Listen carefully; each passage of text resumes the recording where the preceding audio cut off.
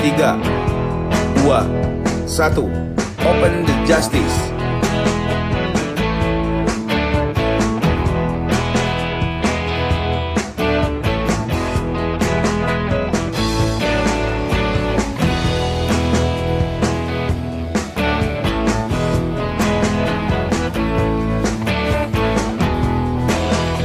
Keadilan, kebenaran, kebebasan, itulah pangkal dari kebahagiaan.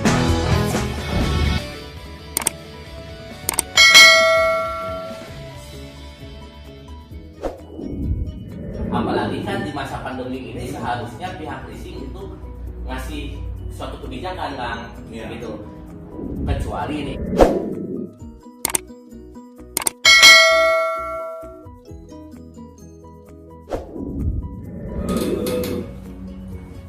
Hari ini di kesempatan bersama WM Advokat Podcast bersama Bro Indra, dengan adanya COVID-19, Ya, social distancing kan. Protokol kesehatan kan. nah dalam artian kebetulan saya di ruangan ini sebelumnya udah pakai Hand sanitizer. sudah dari rumah pakai masker. Tempat ini sudah memenuhi aspek itu, udah aman kan untuk buka masker. Minum dulu kan ya. Salah. Sorry. Aduh ya, jadi itu memang protokol wajib menggunakan masker. Nah jadi kembali dengan advokat milenial yang cukup terkenal, Bro Indra. Bukan juga. Advokat milenial, muda, cerdas dan pintar, gitu kan. Nah hari ini ya kita ada hal yang mau kita diskusikan Ya. terkait dengan apa yang mau dibahas adalah dengan pandemi ini banyak hal yang berhubungan dengan permasalahan leasing. Ya. Nah, Bapak tahu leasing? Ya, tahu. Pak Bro? Ya, tahu. Tahu, Sebagai lembaga pembiayaan ya. Ya.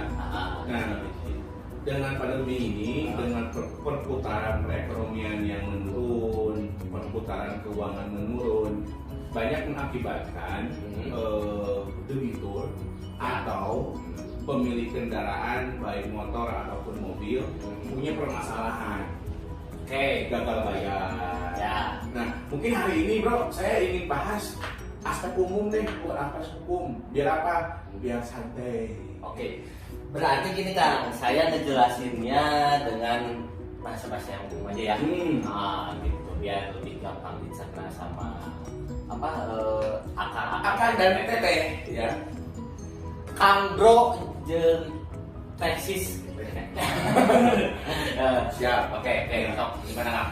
Oke, nah dengan gagal bayar, Oke. dengan kita punya cindera janji, akhirnya banyak yang terjadi. Unit kendaraan yang gagal bayar ini ditarik oleh leasing. Wah, kasihan banget tuh Kang. Kasihan banget. Nah itu yang mau kita bahas. Apakah debt collector boleh mengambil langsung unit baik di rumah atau di dalam perjalanan di jalan gitu kan? Oh ya. Yang saya berbicara sayang pandang dulu kan, kalau misalnya zaman pandemi ini kan kasihan ya, banyak juga kan.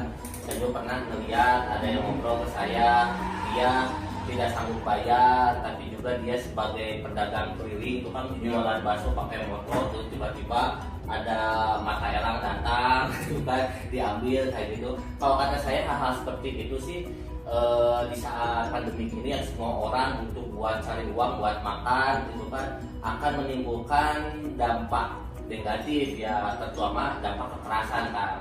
Dampak sifat-sifat anarkis dari orang-orang itu takutnya tersulut kan. Jadi seharusnya sepertinya sih kita sebagai masyarakat yang awam harus juga tahu sebelum akan melakukan pengambilan kendaraan bermotor di leasing, kita harus tahu tentang pandangan-pandangan hukumnya gitu Pak. Soalnya gini, saya tidak sepakat dan tidak setuju sih sebetulnya, dan saya juga pernah dengar nih ada semacam putusan MK ya yang bahwa untuk pengambilan kendaraan bermotor secara sepihak itu kan tidak boleh ya Kang ya. Kalau itu kan seharusnya sih intinya sih harusnya ada putusan pengadilan gitu kan di dalam eksekusi kendaraan bermotor oleh pihak leasing itu. Nah mungkin kalau misalnya untuk dari saya secara pandangan umum nih, kalau saya mendapati kedapatan misalnya saya pakai motor leasing terus di tengah jalan ada debt collector, paling yang pertama saya kan menanyakan tentang keabsahan. Pertama gini, saya menanyakan ada nggak surat kuasanya gitu kan. Akan-akan abang-abang debt collector, mohon maaf ya, bukan menyudutkan salah satu pihak gitu kan. Mereka yang ditunjuk untuk mengeksekusi motor itu apakah membawa dokumen-dokumen, misalnya perjanjian fidusianya dan surat kuasa dan sebagainya. Apakah itu dalam suatu klausul perjanjiannya itu sudah dijelaskan tidak gitu kan, bahwa dalam perjanjiannya itu ada semacam klausul jika terjadinya cedera janji, saya sebagai debitor berhak untuk sukarela menyerahkan kendaraan bermotor. Kalau begitu berarti ya sudah sepatutnya kita harus menyerahkan secara sukarela kan. Soalnya kan di situ kan tercatat perjanjian seperti itu, kecuali tidak ada hal seperti itu, klausul seperti itu yang memang itu harus berdasarkan putusan pengadilan. Tapi saya juga mengimbau pada masyarakat sih sebetulnya jangan mudah tergiur bahwa ada seperti kredit motor murah dan sebagainya. Biasanya masyarakat itu tergiur seperti itu kan. Dengan uang 500.000 terus bisa mau motor lah Kak Imah. Asalnya gitu kan, tanpa melihat isi perjanjian itu ternyata memberatkan ke Imah bawa ke rumah. Bawa ke rumah, sorry, orang Sunda gitu. Banyak masyarakat yang seperti itu. Orang kan boga duit 500.000 mesti di DP-an ku urang. Isu kan menang motor tah di sana Mio atau misalnya Honda Beat gitu kan ya. Tapi dia tidak melihat dampak ke belakangnya gitu kan, bahwa orangnya berat lah gitu kan. Daripada sidang gitunya kita kan menjaga-jaga jangan sampai kita juga bersinggungan dengan permasalahan hukum kan. Oke. Jadi ketika kita mau membeli sebuah unit kendaraan, yang harus jelas adalah mempelajari akadnya, betul, atau mempelajari fidusianya, betul. Oke, Akang sis, jadi kesimpulannya adalah permasalahan di leasing itu harus dimulai dari kita sendiri. Ya. Bagaimana kita mengedukasi diri kita, betul, mempelajari terkait dengan fakta dan data. Ya. Kalau kita mau leasing kendaraan, harus pelajari dulu isinya seperti apa. Ya.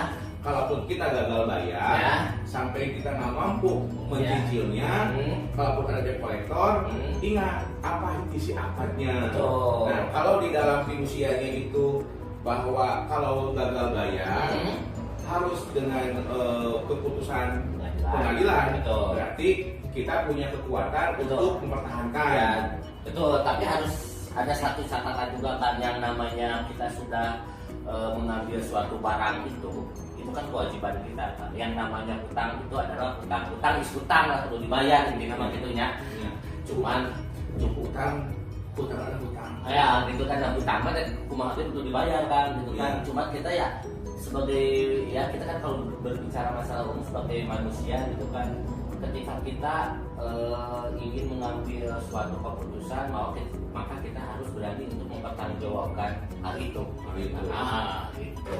Itu sih intinya. Jadi yang jelas adalah yang namanya kita kredit kendaraan, yang namanya gagal bayar harus dimaksimalkan, berusaha sampai terjadi pembayaran.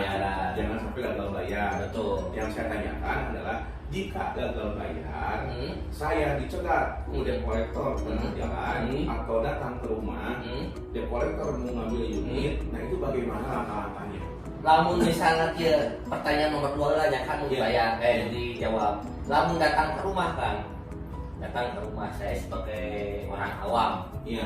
Saya tidak berbicara masalah pandangan hukum, itu nanti adalah sesinya gitu kan. Pertama, kurang mah ieu kan papa majikan mah pangandamalkeun ci kopi. Sekarang kopi na hayu urang ieu aya tamu. Iya. Urang ngopi bareng gitu kan. Makan bareng nyemir, bari ngobrol. Bari ngobrol. Kita ini aja ceritakan kendala kita, gitu kan. Apalagi kan di masa pandemi ini seharusnya pihak leasing itu ngasih suatu kebijakan, Kang, gitu. Kecuali nih, Kang, saya garis bawahi, dia kredit mobil mewah.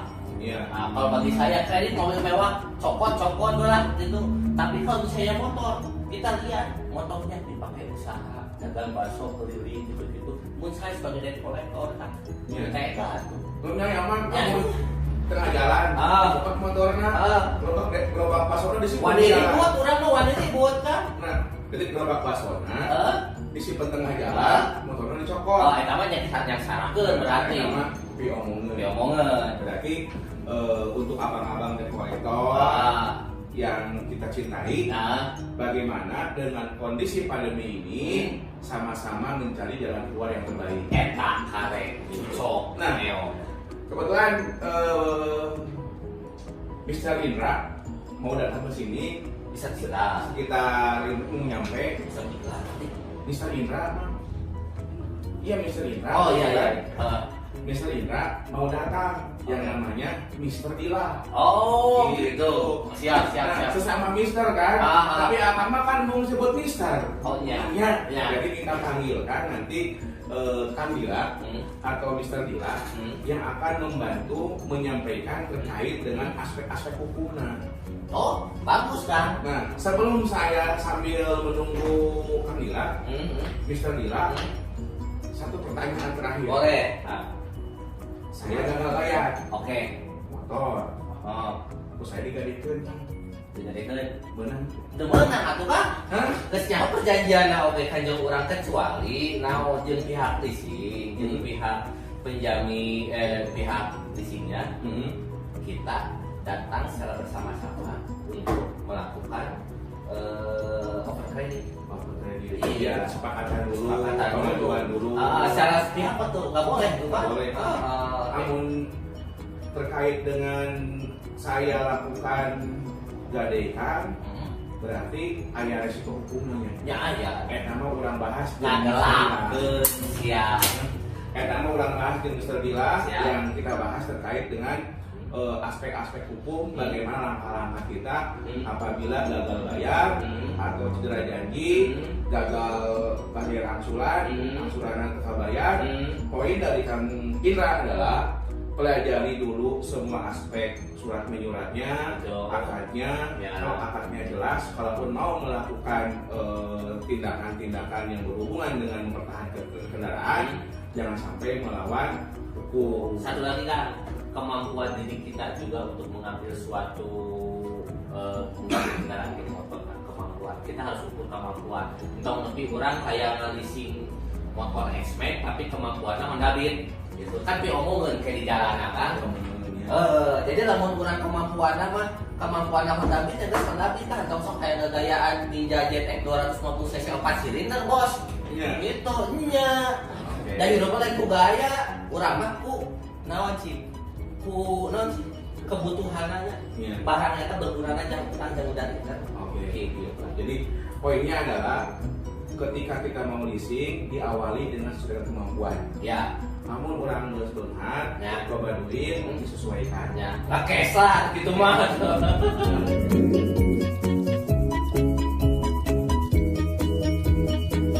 Assalamualaikum warahmatullahi wabarakatuh. Perkenalkan nama saya Indra. Profesi saya sebagai lawyer ataupun advokat. Mohon maaf ya, di kala pandemi gini saya pakai masker soalnya protokol kesehatan. So jangan lupa stay safe, stay healthy, and social distancing. Oke?